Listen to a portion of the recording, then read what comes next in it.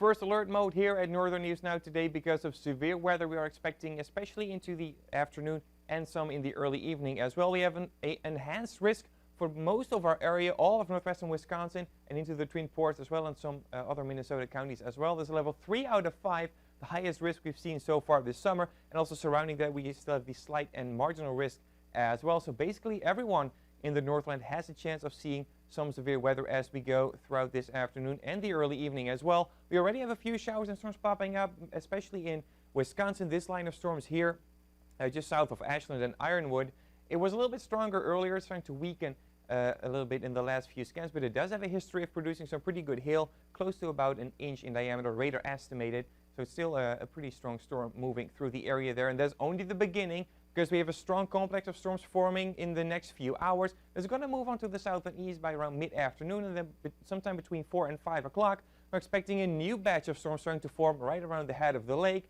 This time we don't have a lake breeze coming in like we had last week, so also the Twin Ports could get in on the action here a little bit. They will then also start to move on into northwestern Wisconsin, so basically you in Wisconsin can expect 2 rounds of strong to severe thunderstorms going into the afternoon and evening. By later this afternoon or later this evening, that should all start to move out here, and as we go into the overnight hours, the severe threat will be completely gone, will be mostly clear, with winds shifting to the north, also bringing us a little bit of cooler and more comfortable air.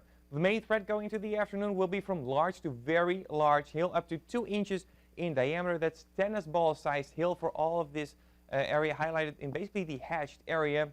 And if you're in the red area, you have the better chance of seeing that. It could definitely do some damage. Also, the wind threat is very substantial, up to 75-mile-per-hour wind gusts for basically the same area. They can easily knock down trees, power lines, and also some high-profile vehicles. So make sure you're being cautious out there on the road as well if you encounter any of these storms. And then there's also a small chance for a tornado. Maybe a tornado or two, cannot be completely ruled out, but it's definitely not our main concern as we go into this afternoon. Here's a problem we're having. We had mostly sunny skies for most of the morning and also the early afternoon. We start to see a little bit more cloud cover, but the temperatures really started to increase with some 90s down to the south. Also mostly mid to upper 80s for the rest of the area. And the dew points are really high, 70s for all of our Wisconsin areas, also around the head of the lake here. So the atmosphere is really juicy and really ripe for some severe weather as we go into the afternoon today.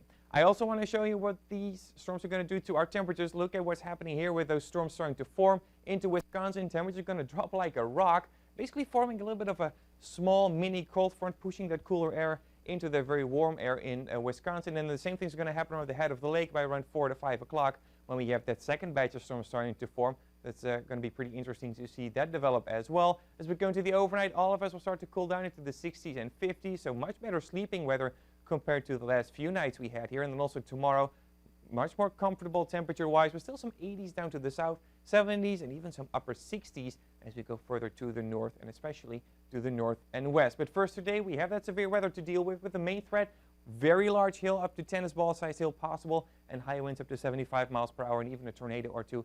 It's not completely out of the question. So make sure as we go into the afternoon, you have ways to receive warning with your NOAA weather radio, a cell phone with wireless emergency alerts, or, of course, the Northern News Now weather app to receive any the latest weather information.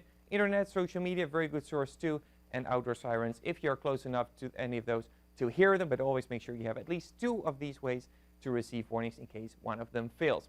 So we have that cold front coming through with the storms today, and then after that, much cooler or more comfortable temperatures, mostly dry as well, with mostly to partly sunny conditions. Then we slowly start to rebound temperature-wise as we go into next week, with highs back in the lower 80s.